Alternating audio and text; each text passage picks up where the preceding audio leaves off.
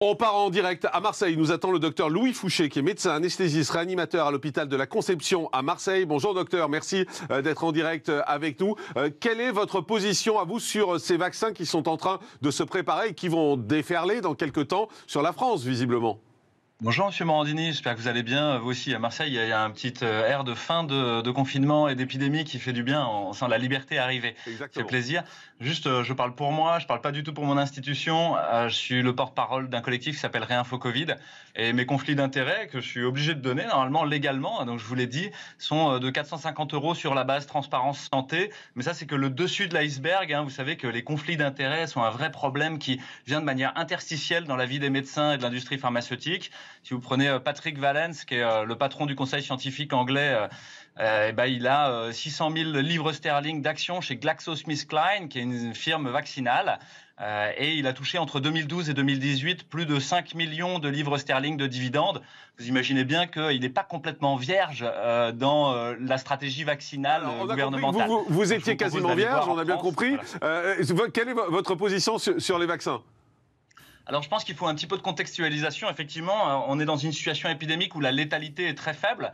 On est à 0,5% de létalité, c'est-à-dire la mortalité chez les gens positifs. Ça veut dire qu'il y a 99,5% des gens qui survivent quand ils ont un test positif. Et si vous prenez la mortalité, c'est 99,95% des gens qui survivent sans vaccin et avec une prise en charge sanitaire qui était un petit peu absurde. Donc ça veut dire qu'en fait, c'est déjà une maladie qui n'est pas très grave, mais qui encombre le système de santé.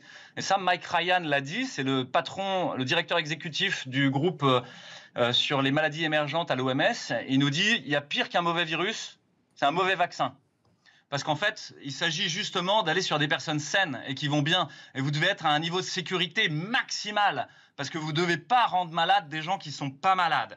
Donc là, il y a une vraie question à se poser. Et le problème, c'est que la science a été en partie cassée comme outil à dire la vérité, comme boussole à dire le nord. Et ça, ce n'est pas moi qui le dis, c'est Kamran Abbasi, qui est le patron du BMJ, le British Medical Journal, qui fait un éditorial où il dit « Covid-19, politicization, corruption ». And suppression of science. Et il parle spécifiquement des vaccins en disant qu'on va avoir un problème à savoir réellement quels sont les effets secondaires ou pas. Il y a un problème de contextualisation juridique. Vous avez peut-être vu passer le fait que les effets secondaires et indésirables des vaccins ne sont pas remboursés par les firmes vaccinales. Qu'est-ce que ça veut dire? Ça veut dire que c'est vous et moi, avec nos impôts, qui allons raquer pour les effets secondaires. Oui, ça veut dire que c'est l'État qui prendra en charge les éventuels effets secondaires. Il ne paye pas pour les effets secondaires, c'est vous et moi qui payons. Oui, c'est l'État, c'est ça. C'est-à-dire que l'État n'a pas intérêt à voir les effets secondaires, sinon il va raquer. Et donc il y a très peu de financement sur la recherche sur les effets secondaires. C'est un vrai problème en France et partout dans le monde. La bibliométrie autour des effets secondaires des vaccins est très particulière, elle est très faible. Il y a très peu d'équipes qui peuvent même travailler dessus. Donc là, on a un problème éthique de fond sur la structure législative et juridique dans laquelle on baigne. Il y a un problème économique, c'est un trop gros gâteau. Il va y avoir trop de conflits d'intérêts, vous le savez en fait. Il y a un problème démocratique, c'est que petit à petit, les médecins, le pouvoir et les marchands prennent le pouvoir sur vous. Bientôt, ils auront droit de cuissage. Donc, vous ne devez pas les laisser rentrer chez vous. C'est l'habeas corpus, c'est vous prémunir contre l'arbitraire. Docteur Louis Fouché, je comprends votre discours, mais juste pour être très clair, globalement, vous êtes d'accord que les vaccins, c'est utile et tous les vaccins qu'on a aujourd'hui sont utiles et sont efficaces. Vous n'êtes pas anti-vaccin globalement. Là, on parle bien du vaccin contre la Covid, on est d'accord? Anti-vax, pro-vax, en fait, c'est des mots qui écrasent la pensée. Les mots sont des fenêtres ou bien ce sont des murs. C'est Marshall Rosenberg qui dit ça, qui est le père de la communication non violente. La pensée des gens qu'on a en face de soi. Est-ce que vous êtes anti-vaccin ou pas, globalement? Non. Bien sûr que non. C'est un outil à disposition. Il faut juste le prendre comme il faut et regarder les stratégies alternatives. Qu'est-ce que vous dites aux gens? Vous êtes médecin, vous êtes dans un hôpital. Qu'est-ce que vous dites aux gens s'ils vous demandent est-ce que quand le vaccin arrive, je dois me faire vacciner? Quelle est votre réponse à vous? Vous leur dites quoi? Vous leur dites non?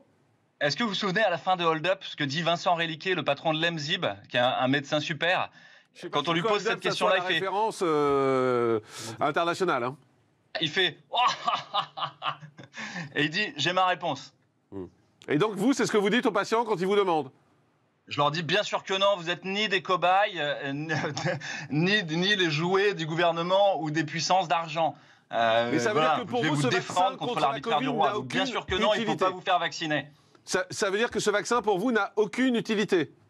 Non, pas du tout. C'est-à-dire qu'il faut attendre de savoir s'il est efficace. Et pour le moment, vous n'avez les données que de l'industrie. Il n'y a pas de monitoring extérieur. Donc, quand on vous dit 95% d'efficacité, en fait, vous n'en savez rien. Parce que moi, si je veux vendre ma sauce, je vais vous dire que c'est génial. Donc, pour le moment, il n'y a pas de peer reviewing réel. Et donc, vous ne savez pas si c'est efficace ou pas. Et l'autre chose, c'est que vous êtes sur une technologie vaccinale qui est extrêmement novatrice, qui est probablement très intéressante, mais dont on n'a aucun recul. Je vais vous dire un truc secret, c'est que l'ARN peut même se rétrotranscrire. Vous en avez parlé, c'est le rétrotransposon. Ça, on a 8% de notre génome qui est composé de ça, de virus rétrotranscrits. Et ça arrive chez les gens qui ont une rétrotranscriptase et une intégrase. Et c'est qui dans notre population? Chez les gens VIH ou porteurs d'HTLV1. Donc attention, méfie pour ces gens-là. C'est-à-dire que potentiellement, ils pourraient intégrer du virus dans leur génome. Alors, et ça, c'est pas bon du tout, parce qu'on sait que c'est même à l'origine peut-être de la schizophrénie ou de choses comme ça. Il y a des études dessus. C'est un peu compliqué parce que c'est un peu technique ce que vous dites, mais je voudrais restez avec nous. Je voudrais que le docteur Ali Efji nous dise ce que vous pensez de l'avis du docteur Louis Fouché. Que je m'exprime aussi. Alors, oui. Louis a peut-être les mots un petit peu compliqués, effectivement. Il faut parler aux gens. On n'est pas en train de parler. Mais est-ce que vous êtes en phase avec lui? Non, justement. D'abord, je ne suis pas vierge, moi je suis verseau. Donc, déjà, pour mettre les choses au point. Ensuite, je ne suis pas tout à fait d'accord dans l'approche, c'est-à-dire que les mots doivent pas être, si vous voulez, un peu agressifs vis-à-vis des gens. Il faut leur expliquer ce que c'est. Nous sommes dans le pays, effectivement, de Pasteur, et il serait bon quand même de remettre à sa place les choses utiles.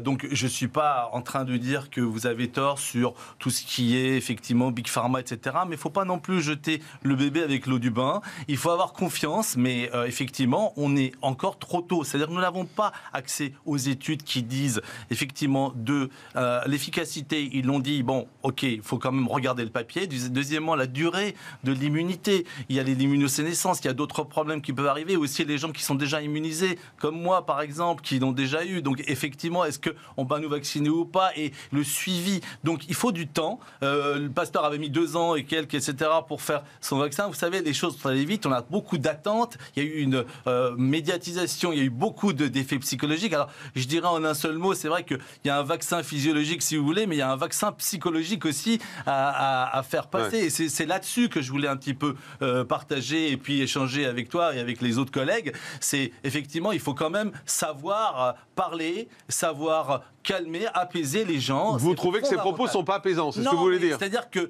lui est en train de donner des arguments effectivement scientifiques et puis aussi parfois de bon sens, mais il faut savoir dire ça aux gens. Et le manque de confiance que dit mon collègue est fondamental. Il ne faut pas que les médecins se coupent de la population avec la confiance qu'on peut leur donner. Alors certes, jetez vite les résultats scientifiques, semi-scientifiques, puisque toutes les choses changent d'une semaine à l'autre. On peut avoir une étude qui contredise l'autre, et il le sait très bien, du jour au lendemain. Donc il ne faut pas médiatiser toutes les études, et en plus les études qu'on n'a pas. Alors vous voyez, c'est un peu compliqué. Juste docteur Fouché, je vous redonne la parole dans un instant. Je voudrais juste l'avis d'un autre médecin, le docteur Simeka, qui est avec nous. C'est un propos assez dur et virulent que celui du docteur Louis Fouché. Vous êtes d'accord avec lui ou pas? Non, pas tout à fait. Le mot, pas tout à fait, parce qu'effectivement, on est interpellé tous les jours par nos patients. Voilà. Et notre travail, c'est de les éclairer, éventuellement de les rassurer, ou de les inquiéter lorsque c'est nécessaire, mais